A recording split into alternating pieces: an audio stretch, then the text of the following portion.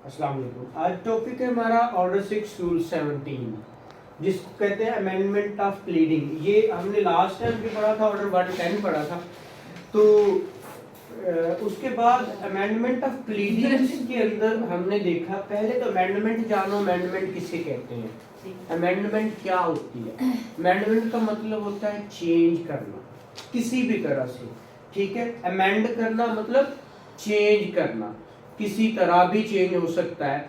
एक तो हमने ये अमेंडमेंट के लिए हमने ऑर्डर 1 रूल 10 का सब रूल 4 पढ़ा था, ऐसे ही है जी कि 5 था, 110 का 5 था, 4 था कि played should be amended after pleading of parties, played should be amended For when defendant added plaint should be to be amended. हाँ जी। तो एक ये अमेंडमेंट है। अब वो अलग एप्लीकेशन है, ये क्या है, एप्लीकेशन क्या है, अलग है, और ये एप्लीकेशन भी अलग है। अब वहां पे आपने देखा होगा ये 110 जो है ये सो मोटो भी हो सकती है, ठीक है।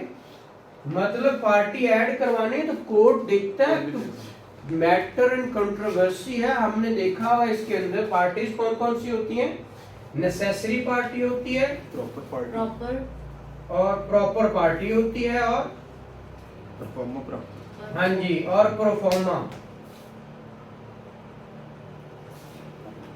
प्रोफॉर्मा, ये पार्टीज होती हैं।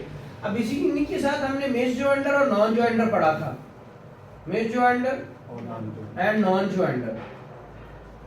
अब देखिए ये miss joinder non joinder of parties है, ऑफ पार्टीज, और एक होता है miss joinder non joinder of cause of action भी होता है, कॉज ऑफ Action. एक्शन।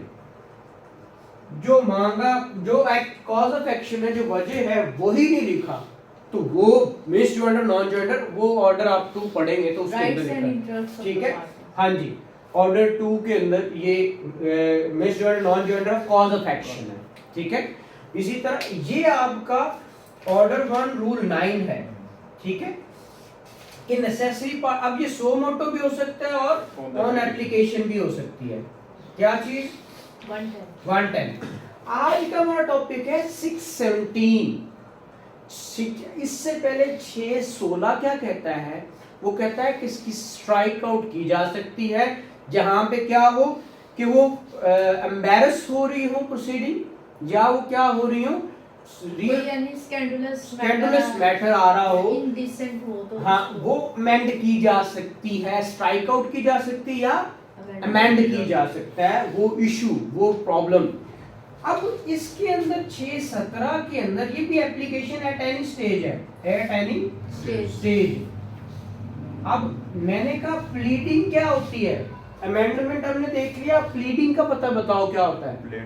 हाँ जी, ऑर्डर 6 रूल 1 के अंदर क्या है, plaint and written plaint and written statement are called pleadings. Pleadings, ठीक है। ये दो चीजें, ये कोई भी ईदर पार्टी क्या कर सकती है, आल्टर कर सकती है, चेंज कर सकती है, रिवर्स कर सकती है, अमेंड कर सकती है।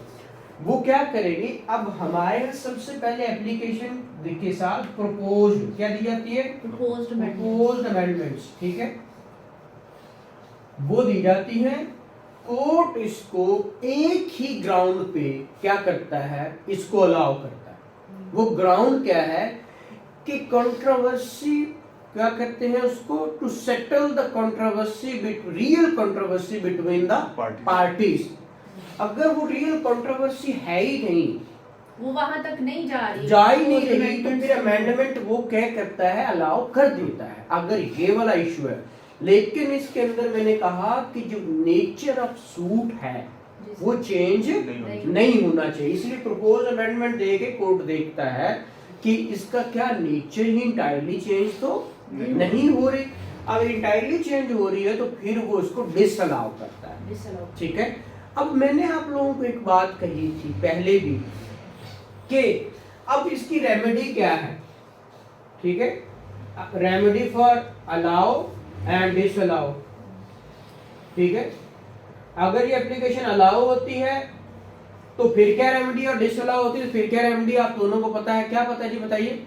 रिवाइजेबल ऑर्डर। हाँ जी, ये ऑर्डर क्या है, रिवाइजेबल है, रिवीजन होती है। क्यों होती है ये रिवीजन, ये आप लोगों को बताया अभी, क्यों होती है मैडम। बिकॉज ये अवेलेबल ऑर्डर्स में भी नहीं आता और ये डिग्री भी नहीं है।